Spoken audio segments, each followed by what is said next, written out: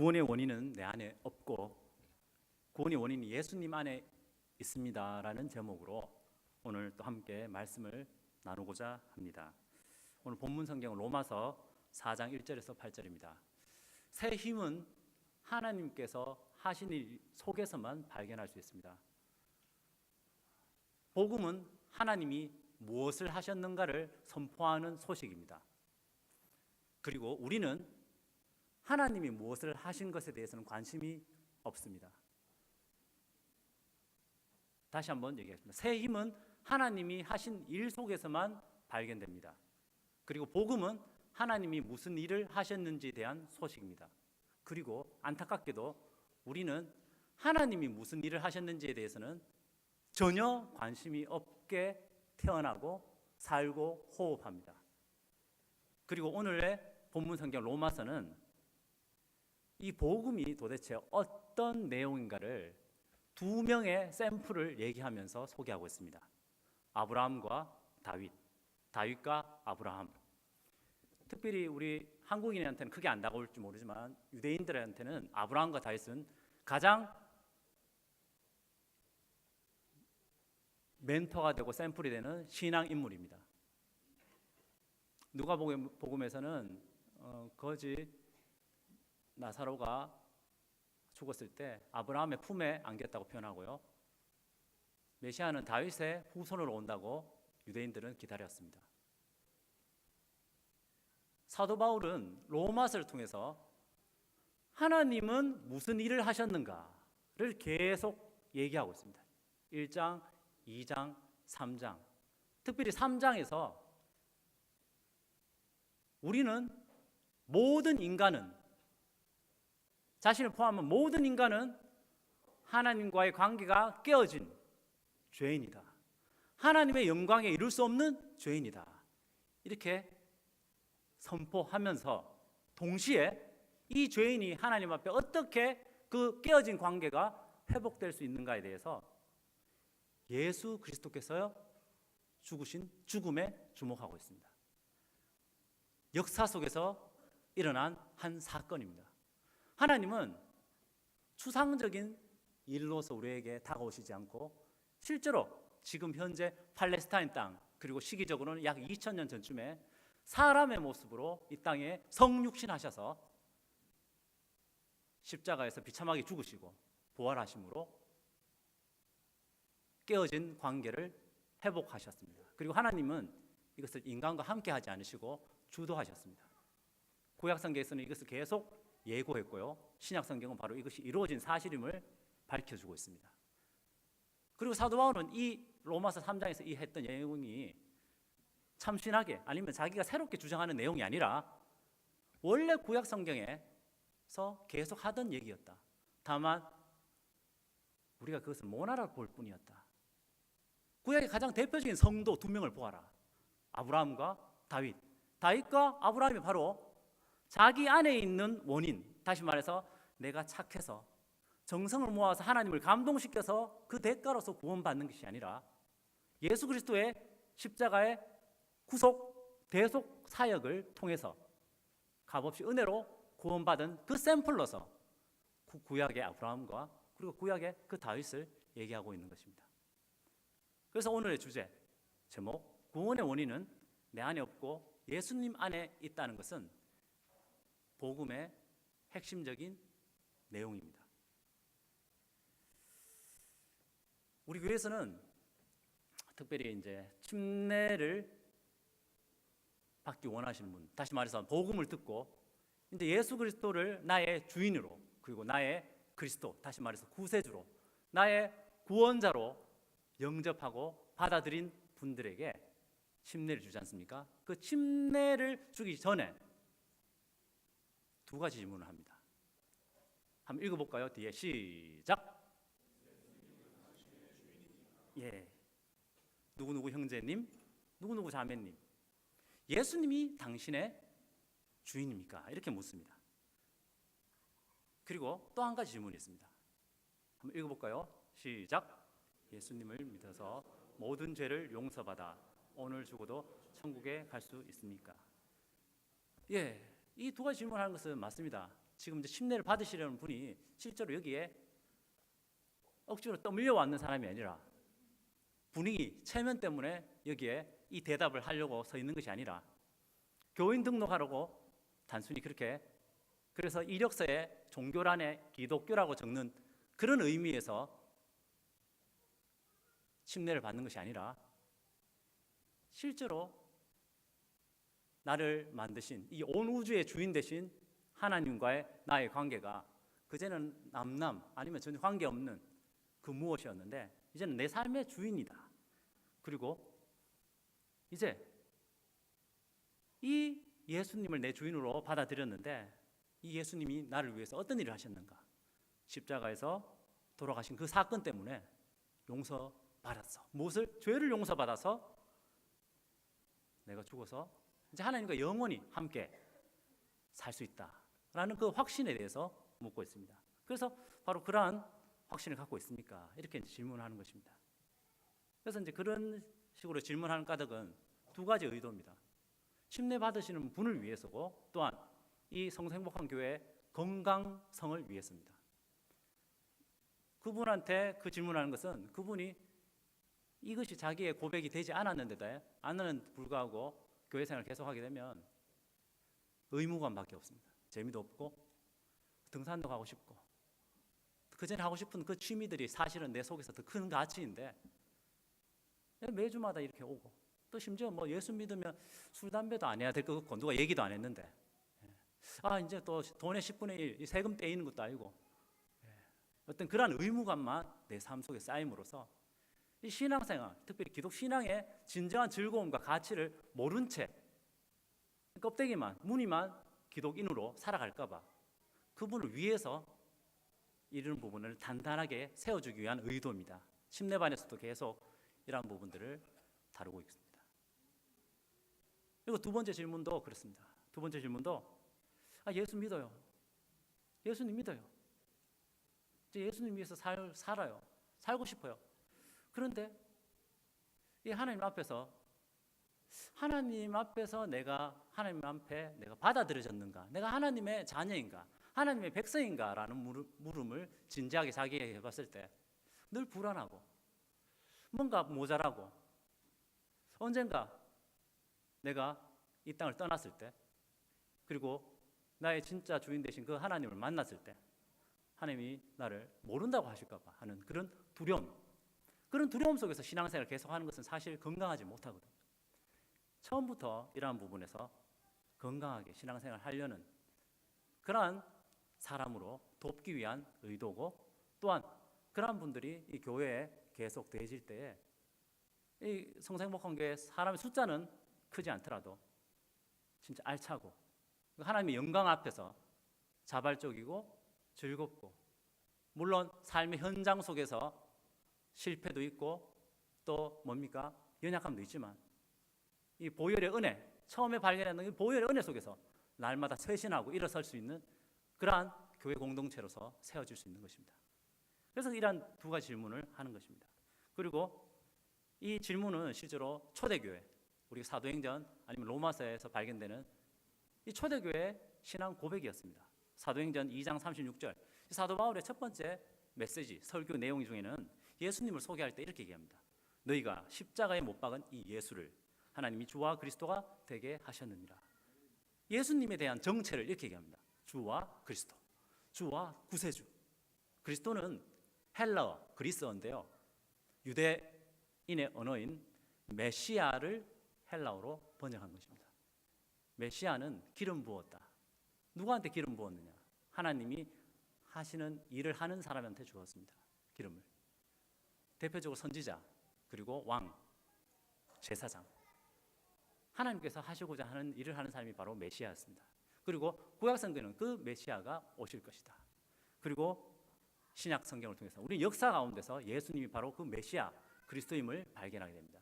우리를 죄에서 구원하실 메시아다, 그리스도다, 구세주다. 그래서 초대교회 성도들의 신앙 고백은 예수님의 정체에 대해서 당신은 이렇게 알고 있습니까?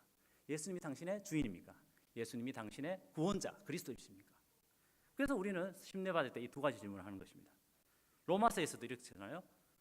네가 만일 너의 입으로 예수를 주로 시인하며, 또 하나님께서 그를 죽은 자 가운데서 살리신 것, 죽으시고 부활하신 거죠.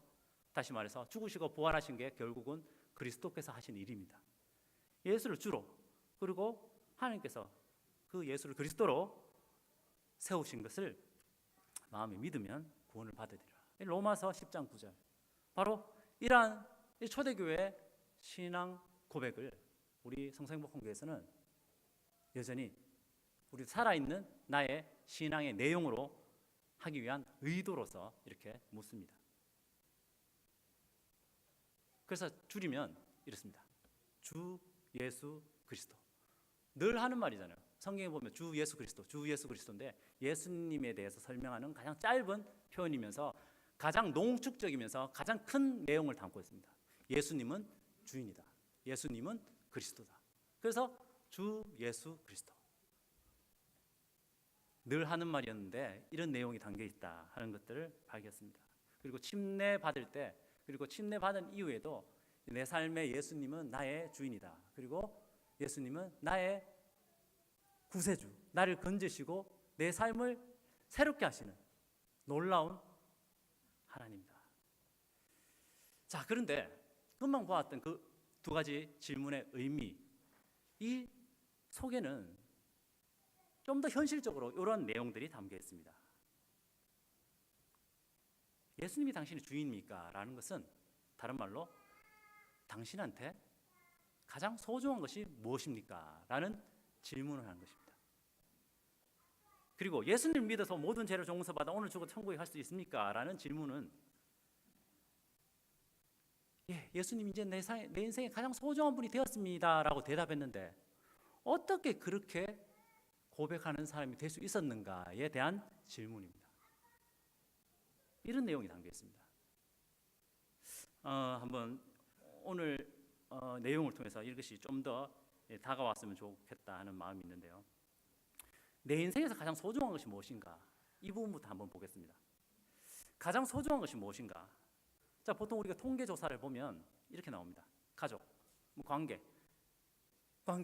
근데 친구, 그리고 만나는 사람들, 지속적으로 만나는 사람들과의 관계가 내 인생에 가장 소중하다. 내 인생에는 건강이 가장 소중하다. 그렇지 않습니까? 점점 나이가 세월이 지날수록 이 건강의 소중함은 다가옵니다. 직업 실제로 소중하죠. 나의 경제적인 부분 외에도 하나님께서 내한테 주신 여러 가지 재능들, 그리고 이것이 빛과 소금으로 이 사회에서 발산될 수 있는 통로입니다. 직업, 경제력, 돈. 내 인생에 가장 소중한 것이 무엇인가? 이 돈을 빼놓고 생각할 수 없죠. 우리 한국은 자본주의 사회입니다. 자본주의, 돈.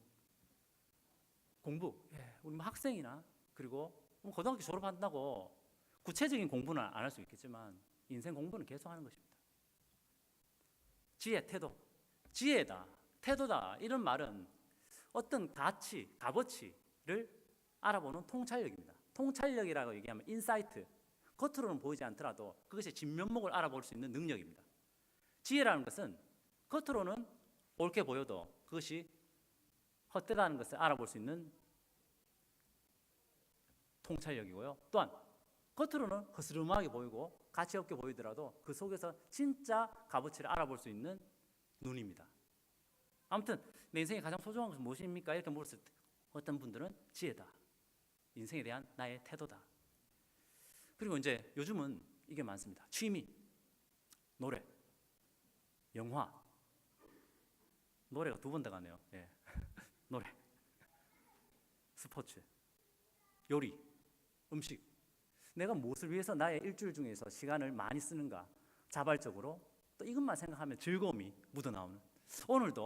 오늘 예배 끝나고 우리 영화 보러 가기로 했지 않냐, 이렇게 생각했을 때 어떤 만찬 예배에 대한 설렘보다는 그 영화에 대한 설렘이 더 크고, 저 같은 경우는 기계에 대한 어떤 설렘입니다. 그 G마켓에 제가 사고 싶었던 그 어떤 노트북 부품을 주문해 놓고 나서는 언제 다시 오실까? 택배 아저씨의 그 어떤 딩동이라는 소리, 그리고 그분의 동선을 추적하기 시작합니다. 아무튼 취미가 이제 요즘 이렇게 안정적인 사회 속에서는 우리 삶 속에 소중한 것이 실제로 되고 있습니다. 무시해서는 안 되죠. MBC 보도 2012년도 보도라고 출처가 있는데요. 내 인생에 가장 후회되는 남성 같은 경우는 있습니다. 10대부터 70대까지 있고요. 1위부터 5위까지 있습니다. 글자가 너무 작아서 잘 안 보시죠? 10대 1위는 공부 좀 할 걸, 20대 1위 공부 좀 할 걸, 30대 1위 공부 좀 할 걸, 40대 1위 공부 좀 할 걸, 50대 1위 공부 좀 할 걸, 60대 1위 돈 좀 모을 걸, 70대 1위 아내 눈에 눈물 나게 한 것. 이렇게 뜹니다. 2위는 10대 엄마한테 대들지 말 걸, 20대 엄마 말 좀 들을 걸, 30대 돈 모아 집 사둘 걸, 40대 술 어지간하게 먹을 걸, 50대 겁 없이 돈 날린 것, 60대 술 줄이고 건강 챙길 걸, 70대 노후 자금 모아둘 걸. 확확 다가옵니다. 이거. 10대 3위 친구랑 다투지 말 걸, 20대 그 여자 잡을 걸, 30대 그 회사 그냥 다닐 걸, 40대 땅 좀 사둘 걸, 50대 아내한테 못할 짓 한 것, 60대 아내한테 못할 짓 한 것, 70대 배우고 싶었는데, 10대 4위 게임 끊을 걸, 20대 돈 좀 아껴 쓸 걸, 30대 그 여자 잡을 걸, 40대 그 여자 잡을 걸, 50대 인생 대충 산 것, 60대 배우고 싶었는데 70대 애들 공부 더 시킬 걸, 10대 5위 욕 배우지 말 걸, 20대 사고 치지 말 걸, 30대 아래 사람한테 잘해줄 걸, 40대 아내한테 못할 짓을 한 것, 50대 부모님께 효도할 걸, 60대 노는 것 좀 배워둘 걸, 취미생활 얘기하겠죠. 70대 술 줄이고 건강 챙길 걸. 대체로 아까 봤던 거하고 이렇게 이제 약간 모아보면 이렇습니다. 관계적인 부분들이 제일 많습니다. 관계가 이렇고요. 또 공부가 상당히 많습니다. 두 번째로 많은 거. 그리고 세 번째 돈입니다. 돈. 그리고 네 번째 태도, 삶에 대한 태도. 그리고 다섯 번째 건강. 그리고 취미. 그리고 직업. 관계는 전 연령대에 다 분포되어 있습니다. 남성이 이렇고요. 여성 한번 보시겠습니다.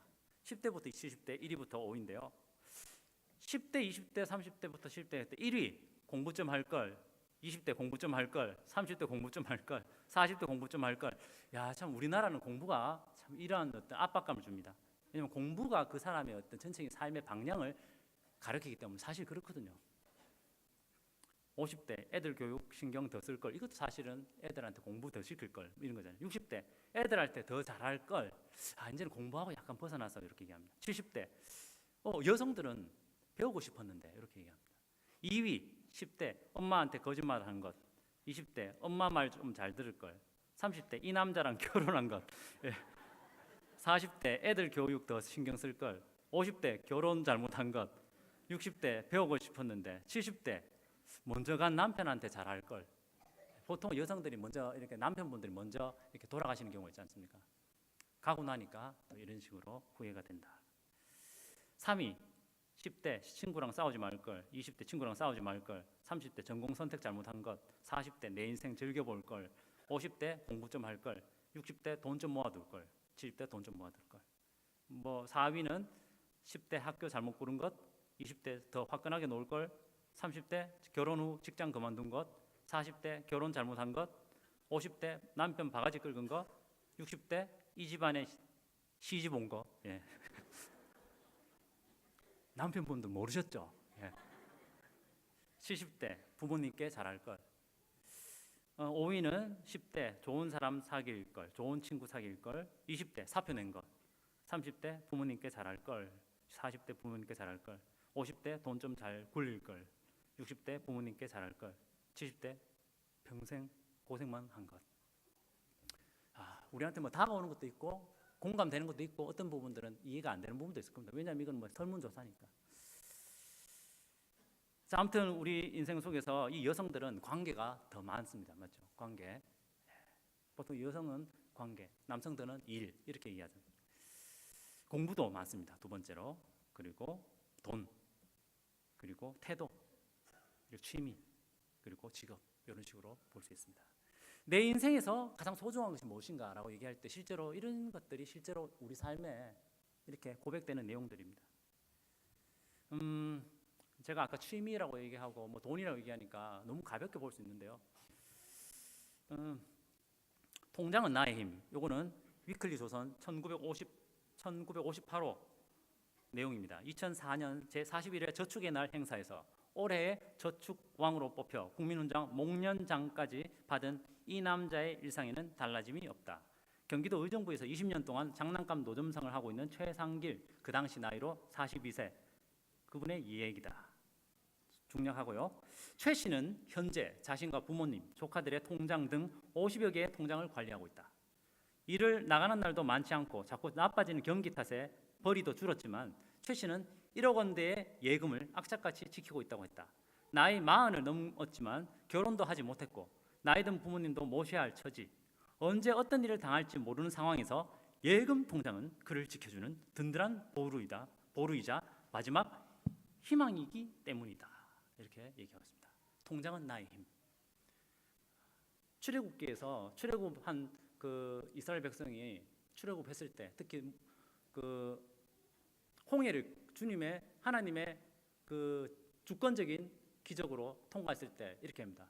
주님은 나의 힘 이렇게 얘기하는데 이분은 통장은 나의 힘. 왜냐하면 실제적인 능력이 있거든요. 그를 지켜주는 든든한 보루이자 마지막 희망이기 때문이다. 누가 그 사람 도와줍니까? 이분은 지체 장애인입니다. 누가 그를 도와줍니까? 실제적인 겁니다. 저는 처음에는 이분을 약간 웃었지만 자세히 보니까 그렇구나. 통장은 그의 힘이고 또한 나의 힘이라고 하니까 좀 그렇네요. 자, 이제 노래 한번 보겠습니다. 노래.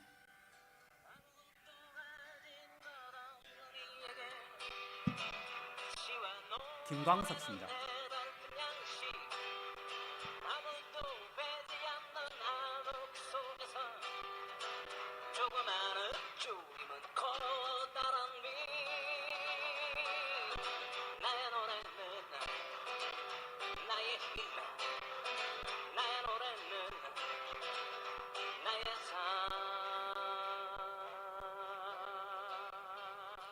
적어도 우리는 김광석 씨의 이 자전적인 노래 가사를 듣고 공감합니다.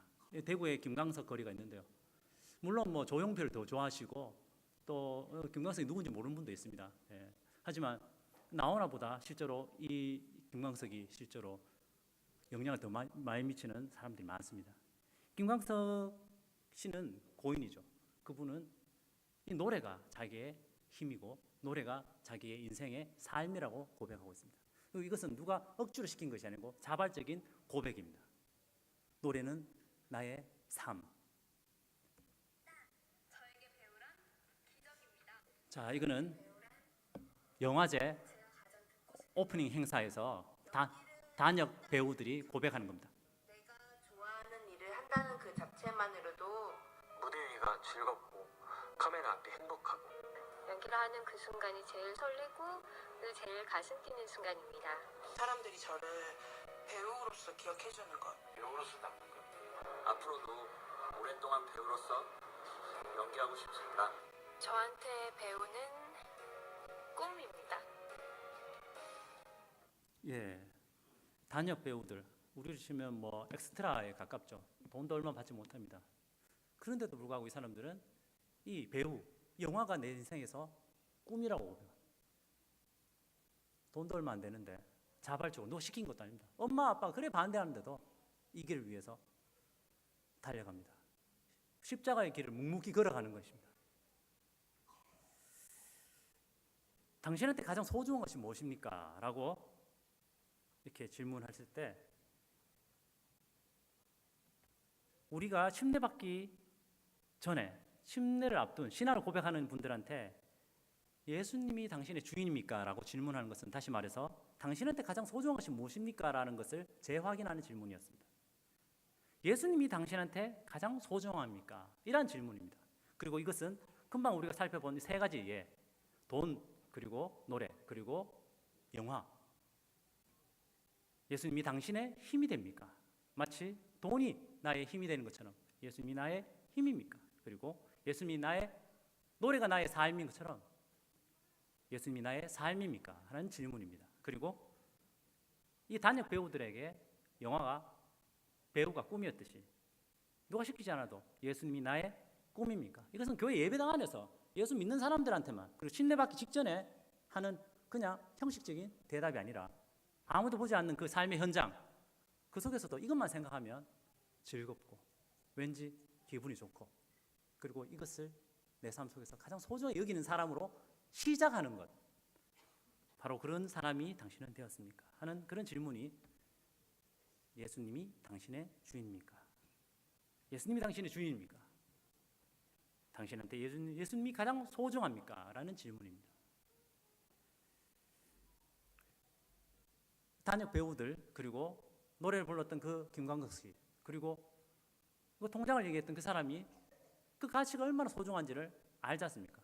그리고 그 노래를 부를 때, 그리고 연극할 때, 영화 그 아무도 알아보지 않는 그 영화에서 단역으로 뛰더라도 그 즐거움, 그 설렘, 그 기쁨들, 이것은 자발성입니다. 우리 인간은 달팽이와 같습니다. 달팽이의 특징이 있습니다. 달팽이는 그 속살이 외부의 힘으로 끄집어내버리면 죽어버립니다. 가만히 놔둬서 자발적으로 나와야 됩니다. 신앙 고백은 우리가 앞에 있는 리더들, 장로들, 그리고 전도자들, 그리고 옆에서 도와주는 분들이 이분한테 실제로 예수님 나의 주인이라는 고백을 할 수 있도록 도와줄 수는 있습니다. 그런데 그걸 너무 심하게 당겨버리면 실제로 그한테는, 그 자신한테는 의미가 없는 그런 고백이 될 뿐입니다. 그래서 참 이 미묘한 터치가 필요합니다. 그리고 이 고백은 고린도전서 12장 3절 말씀처럼 성령께서 그의 마음을 터치하지 않고서는 고백할 수 없는 하늘의 기적입니다. 눈에는 보이지 않지만 여전히 성령께서는 일하고 계십니다.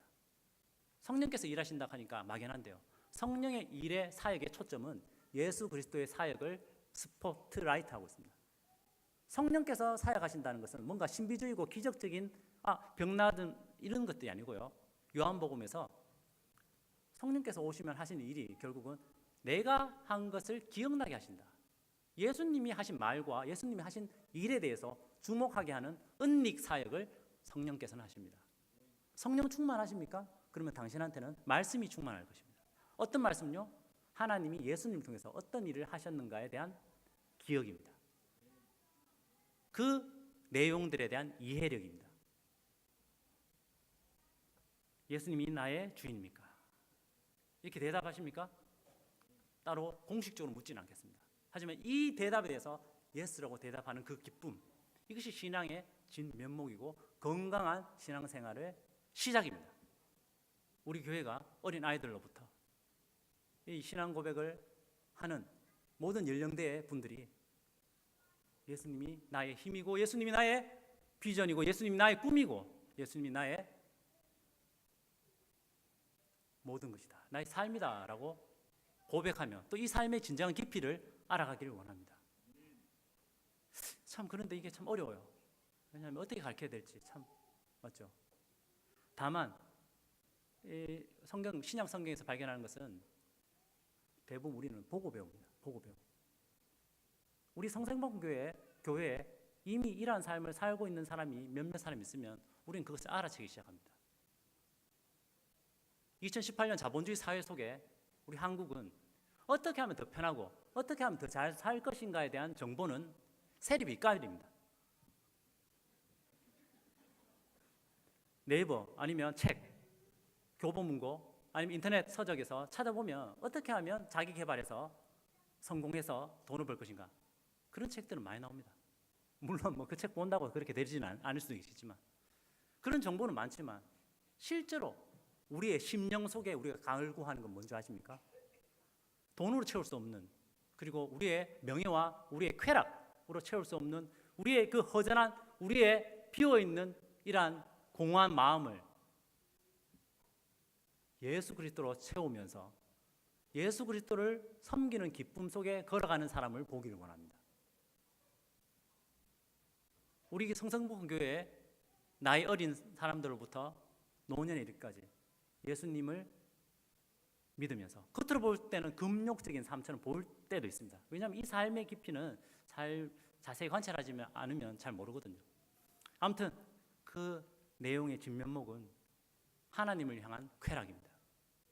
그 전까지는 하나님 외에 다른 것에서 즐거움을 누리려고 했다면 이제는 하나님 안에서 발견되는 즐거움이 보여지는 것입니다. 그리스도의 단 한 번으로 이루신, 단번에 이루신 그 구속 사역으로 말미암아 하나님께서는 우리의 마음을 하나님의 영광과 하나님의 가치에 눈을 뜨게 만드십니다. 단순히 그 지옥 형벌로부터의 구원, 이 가치도 엄청나지 않습니까? 지옥 형벌로부터의 구원도 당연한 것입니다. 하지만 이 넓은 의미의 이 구원의 가치, 이것은 우리가 계속 이 속에서의 가치들을 발견해야 될 것입니다. 예수님 믿어서 모든 죄를 용서받아 오늘 죽어도 천국에 갈 수 있습니까? 라는 이 질문, 사실 이 질문의 콘텐츠는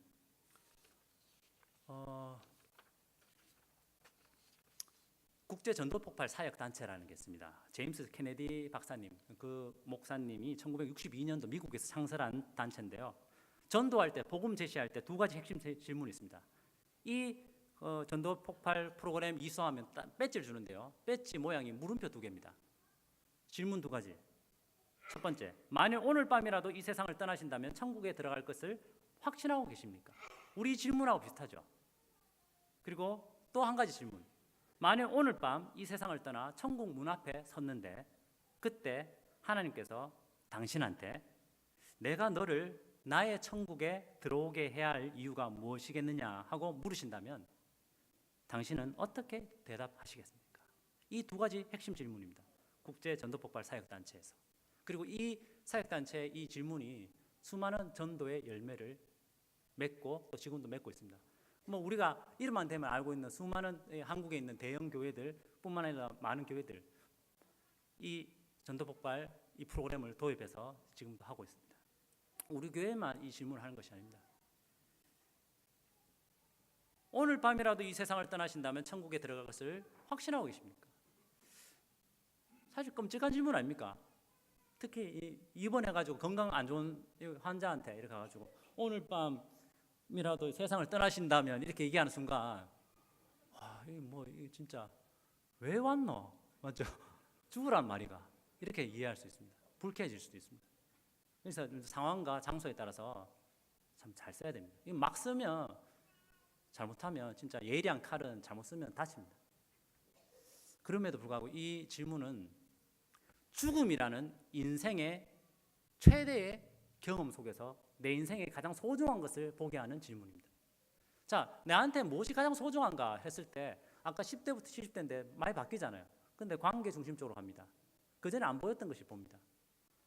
죽음을 앞두고 전도서 7장에서는 파티장에, 예식장에 가는 것보다 장례식장에 가는 것을 추천합니다. 왜냐하면 사람이 그 인생의 마지막을 보고 마음에 생각을 한다는 거죠. 뭘 생각합니까? 죽음 앞에서 의미 있는 것, 죽음을 통과해서도 여전히 그 가치가 사그라지지 않는 그 가치에 대해서 생각한다는 것입니다. 우리는 지금 이 순간에 내한테 의미 있는 것들 속에, 이 문화 속에 살고 있습니다. 그래서 20대, 30대, 40대, 심지어 50대, 60대, 이제는 70대까지 그렇습니다. 70대까지 요즘은 10대처럼 사는 경우가 있습니다. 한 번뿐인 인생, 불지르자. 지금도 문양역에 가면 그것을 두 눈으로 확신할 수 있습니다.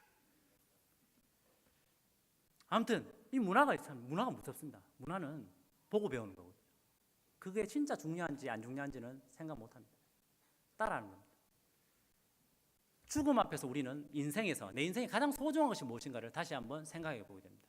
여기 앉아있는 10대, 20대들한테 죽음을 얘기한다는 것이 막연할 수 있죠. 그런데 생각해 보십시오. 3단 농법 아시죠? 모든 사람은 죽는다. 나는 사람이다.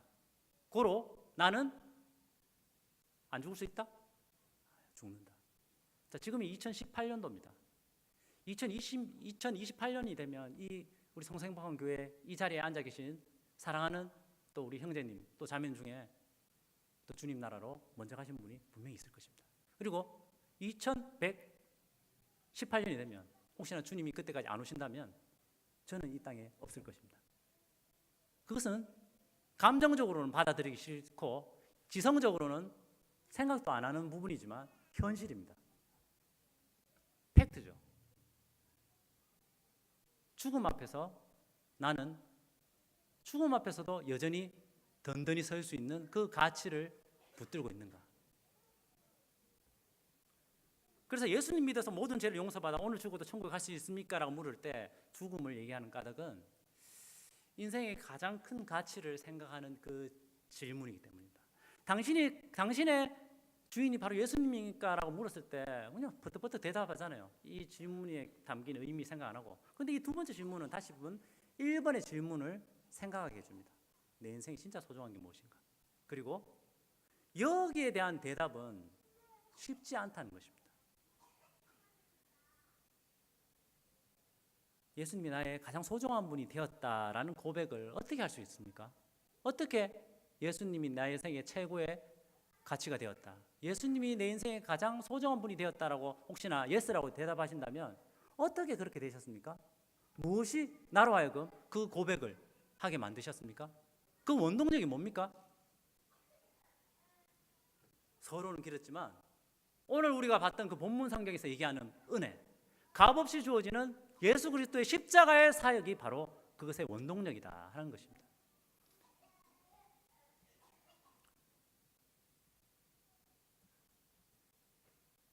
예수님 믿어서 모든 죄를 용서받아 오늘 죽어도 천국 갈 수 있습니까? 라는 질문은 구원 확신하고 있습니까? 라는 그런 사람이 이제 체크하는 질문이기도 하지만 복음이 무엇인지, 은혜가 무엇인지 와닿도록 돕는 질문입니다. 정리하자면.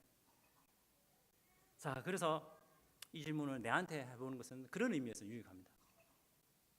예수님 믿어서 모든 죄를 용서받아 나는 오늘 죽어도 진짜 천국에 갈 수 있는가? 제가 군생활 마치고 제가 대학교 때 대학교 그 기독 동아리, 지금은 기독 선교회가 확 죽었습니다.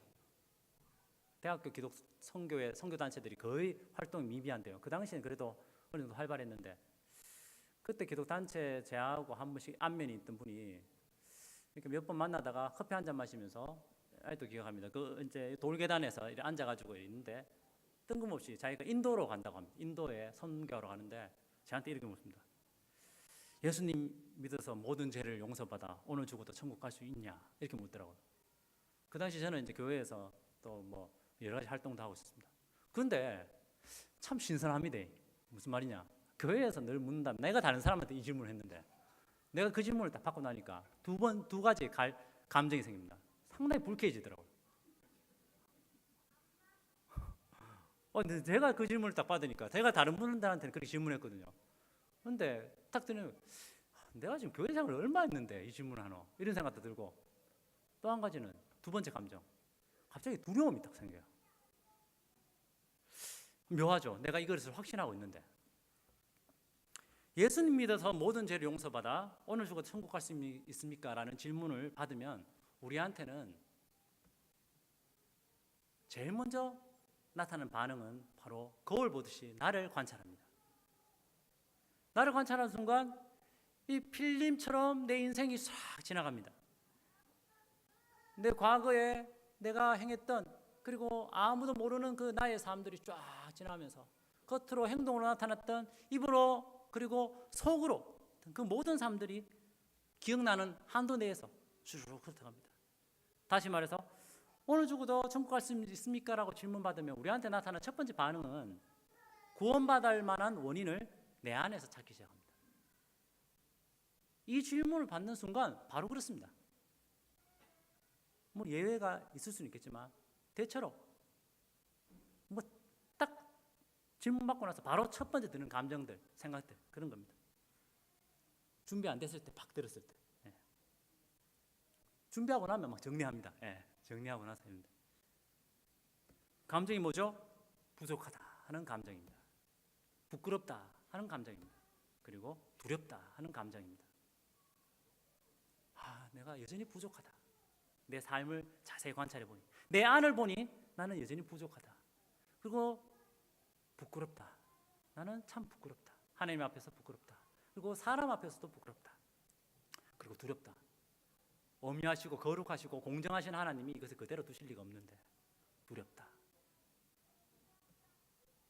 로마서 3장 23절 오늘 본문 성경 바로 앞장은 이렇게 결론 내립니다. 모든 사람이 죄를 범하였음에 하나님의 영광에 이르지 못하더니 모든 사람이 죄인이다라는 얘기입니다.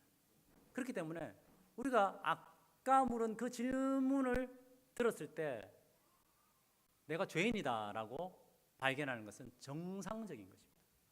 나를 관찰했을 때 나한테 나타나는 반응은 사실 정상적인 것입니다. 그리고 그것은 내가 죄인이다 라는 것을 얘기해 주는 것입니다. 그리고 로마서는 이 죄인이 하나님의 영광에 이르지 못하더니라고 얘기하고 있습니다. 인간은 하나님의 형상대로 창조되었기 때문에 하나님의 영광을 나타내는 존재입니다. 인간을 자세히 관찰하게 되면 그를 통해서 하나님을 발견할 수 있어야 됩니다. 그런데 이제 그 인간한테서 하나님의 냄새가 나지 않습니다. 하나님의 흔적이 보이지 않습니다. 아무리 눈 뜨고 찾아봐도 쾌쾌하고 썩은 냄새뿐입니다. 살펴보니까 그 중심에 자기가 있습니다. 그래서 죄의 핵심은 도둑질, 강도질, 강간, 거짓말 모든 것이 실제로 죄잖아요. 그 밑바닥에 있는 뿌리는 하나님이 주인으로 계시할 그 자리에 내가 왕으로 주인으로 있는 것입니다. 그것이 바로 죄인입니다. 이것이 정리되십니까? 제가 말이 너무 빠릅니까? 혹은 너무 많은 주제를 던져서 헷갈리십니까? 그렇다면 이 금방 얘기했던 주제들을 차곡차곡 정리를 하십시오. 죄가 무엇인가? 그리고 죄 얘기를 할 때는 반드시 나는 어떠한 원래 창조된 존재인가를 생각하십시오. 내가 어떠한 존재인가? 오랜 시간 우연에 의해서 진화된 존재인가? 아니면 하나님의 놀라운 형상대로 지음받은 존귀한 존재인가? 그리고 현재 망가져버린 고장난 존재가 되어버린 건가? 기독교, 특별히 성경의 전체적인 세계관은 창조 타락입니다. 그리고 예수님을 통한 구원.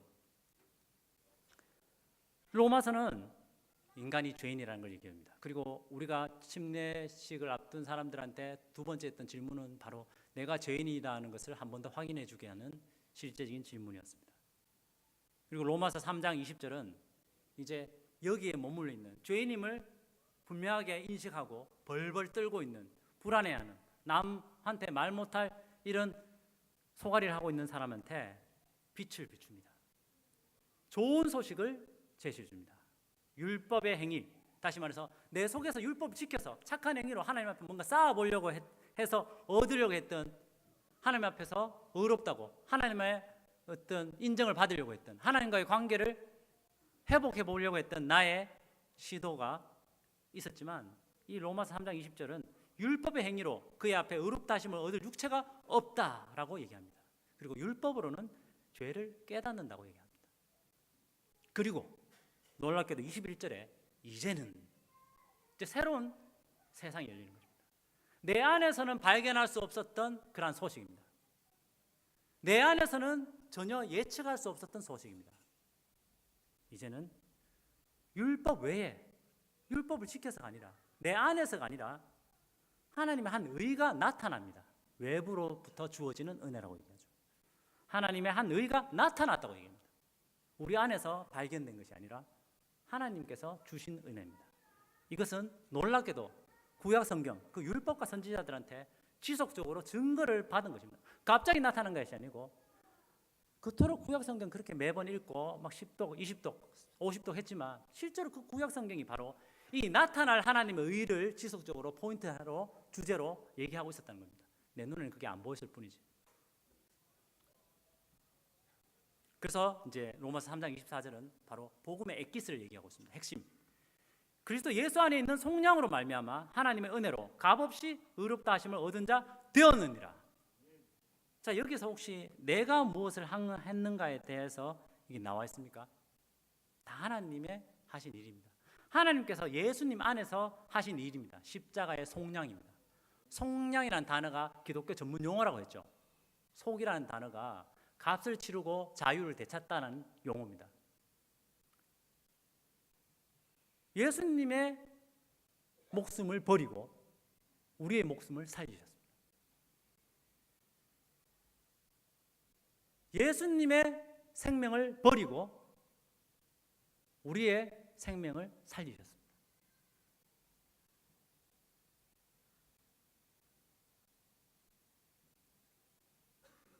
우리는 우리 속을 봅니다. 하지만 로마서 3장 23절은 십자가를 보라고 우리한테 얘기하고 있습니다. 복음은 십자가를 가리킵니다. 복음은 그 비참했던 그 로마의 사회 형틀이었던 그 십자가에서 일어난 어떤 사건을 주목하고 있습니다. 나는 내 안에 나의 착함이나 교회 안에서 내가 좀 더 헌금해야지, 아니면 내가 사람들한테 좀 더 희생해야지, 공덕을 이루어야지, 아이고 뭔가 좀 더 해야지, 그래서 좀 더 쌓아서 하나님 내 안을 불쌍히 여겨 주셔서 그래도 내가 천국 들어갈 때 좀 나를 의협히 보소서, 이렇게 하는 그런 심리가 있지만, 복음은 하나님이 십자가에서 무슨 일을 하셨는가를 집중합니다. 십자가의 구속 사역으로 우리를 구원하셨다라고 선포하고 있습니다.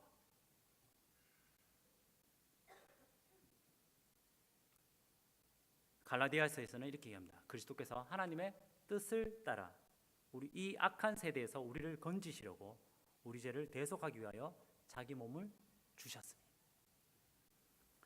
예수께서 우리를 건지시려고 자기 몸을 주셨다. 예수님이 나를 살리려고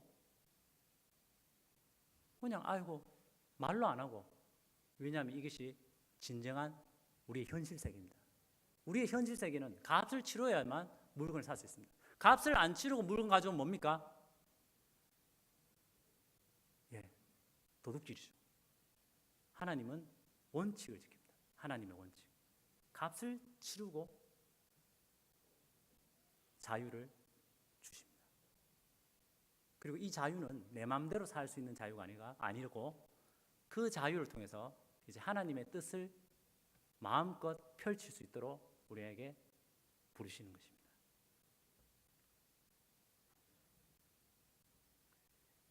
구원의 원인은 내 안에 없고 예수님 안에 있습니다. 십자가를 보라 라고는 얘기를 했을 때, 실제로 성경에서 십자가 사건을 내가 읽고, 그리고 지금 설교 시간에 십자가 사건을 듣지 않습니까? 지금 앉아있는 나는, 여러분은 무엇을 보고 계십니까?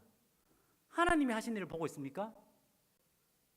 와, 하나님이 거기서 나를 위해서, 아무것도 하지 못하는 나를 위해서 놀라운 일을 하셨구나라는 것이 다가오십니까?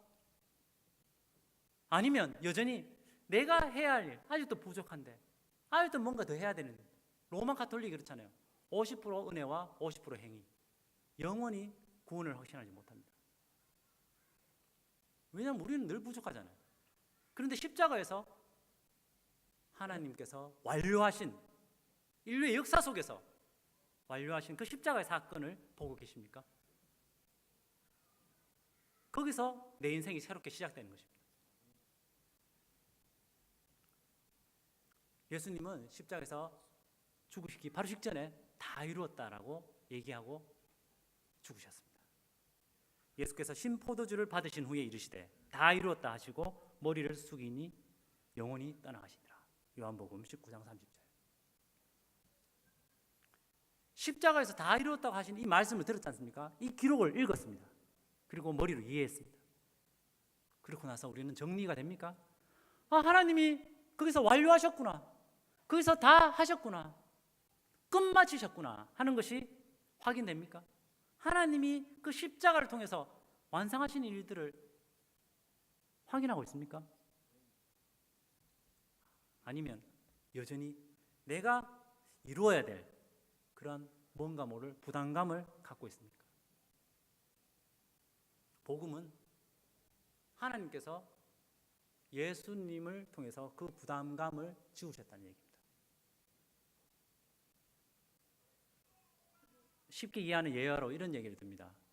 시골에서 어느 70 넘은 할머니가 머리에 무거운 짐을 이고 가다가 이렇게 하고 있는데, 저 멀리서 개인 택시, 빈 택시가 지나가다가 그 할머니를 뒤에서 보고 아이고 시골에 있는 자기 어머니가 생각나가지고 그래서 딱 섭니다. 아이고 할머니 빨리 타십시오. 아 나 돈이 없네. 아 타십시오. 어서 타십시오. 아이고 기사 양반 고맙네. 타십니다. 이제 운전하고 있는데 백밀러를 보니까 할머니 여전히 이기고 있는 거예요. 미안해가지고. 아 예수님 참 미안한데 참 이런 심리가 있을 수 있습니다. 근데 이거는 미안한 심리라기보다는 뭔가 내 속에서 여전히 하나님의 주신 그 은혜를 받아보려는 그러한 속셈입니다. 예수님 믿어서 모든 죄를 용서받아 오늘 죽어도 천국에 갈 수 있습니까? 라는 질문은 여기에 예스라고 대답할 수 있는 유일한 이유는 그분은 이미 그 십자가 속에서 하나님의 하신 일을 붙들고 있다는 증거입니다. 십자가 속에서 하나님의 하신 일을 본 사람만이 여기에 겸손하게 예스라고 대답할 수 있습니다. 겸손하게라고 얘기한 것은 자랑할 것이 그 사람 속에는 없기 때문입니다. 그래서 오늘 우리 주보에 보면 현대 성경으로 금방 4장, 요 4장, 로마서 4장을 다시 번역해 놓았습니다. 한번 보시겠습니다. 뒤에도 있고요. 혹시 주보 있으신 분들은 주보 보셔도 되고 뒤에 있는 글입니다. 요거는 그냥 쭉 읽으면 이해가 됩니다.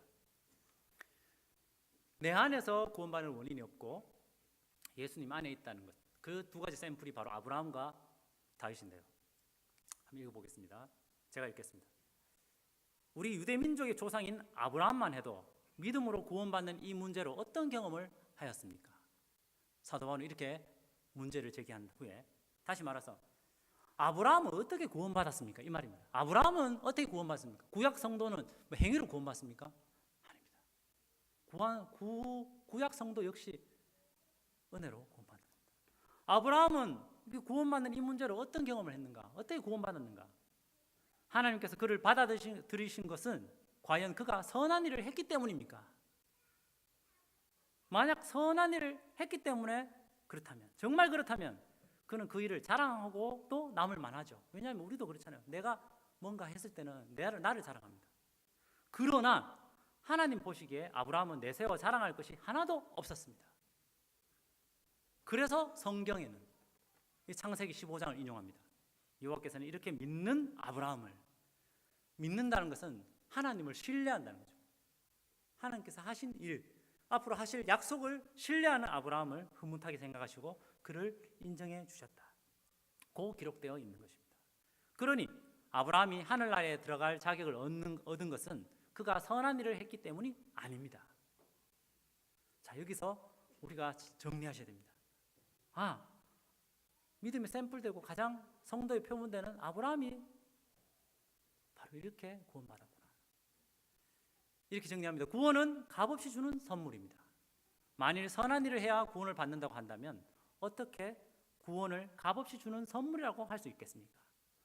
자기가 일한 대가로 얻으려고 하는 사람에게 구원은 주어지지 않습니다. 우리가 아르바이트 실컷 한 달 동안 했는데 우리 사장님이 내한테 아르바이트 비용 안 주면 뭡니까? 바로 노동청에 갑니다. 그것은 선물이 아니고 정당한 대가잖아요. 구원은 우리가 한 일에 대한 정당한 대가가 아닙니다. 하나님이 하신 일에 대한 선물입니다. 자기가 일한 대가로 얻으려고 하는 사람에게는 구원은 주어지지 않습니다. 왜냐하면 늘 얻으려고 했으니까. 그의 평생 영원히 그럴 겁니다. 비록 죄인일지라도 하나님의 진노로부터 자기들을 구원하여 주실 분은 오직 그리스도뿐이심을 믿을 때 하나님께서는 그들을 올바른 사람으로 인정해 주십니다. 다시 말해서 십자가를 통해서 하나님과의 관계를 맺을 수 있다 이 말입니다. 또 다윗을 등장시킵니다. 다윗은 구원받을 자격이 없는 죄인이 하나님께 죄 없는 자라고 선언받는 행복을 이렇게 말하고 있습니다. 행복이죠. 얼마나 복되랴. 허물을 용서받은 이들은 시입니다. 죄 지었으나 다시 가리움을 받은 이들은 얼마나 복되랴. 마음이 간사하지 않고 여호와께서 죄를 묻지 않는 이들은. 주어를 보십시오. 처음에는 수동입니다. 용서받았다. 가리움 받았다. 용서해줘야 되고 가려줘야지 용서받을 수 있고 가리움 받을 수 있습니다. 누가 용서해 줬습니까? 누가 가려 줬습니까? 십자가를 통해서 용서하시고 십자가를 통해서 가려 주셨습니다. 여호와께서 죄를 묻지 않으시는 이들의 행복, 이것이 내 안에서 구원의 원인을 찾지 않고, 그리고 왜냐하면 찾아도 없거든요. 예수님 안에 구원받을 원인이 있다는 결론입니다. 우리 모든 성도님께서 바로 이 십자가의 놀라운 일 속에서 행복을 누리시길 바랍니다. 그리고 이 행복이 이제 이 놀라운 하나님을 더욱 섬기면서 성장하는, 그리고 하나님의 형상대로 닮아가는 그러한 즐거움으로 나타나길 원합니다.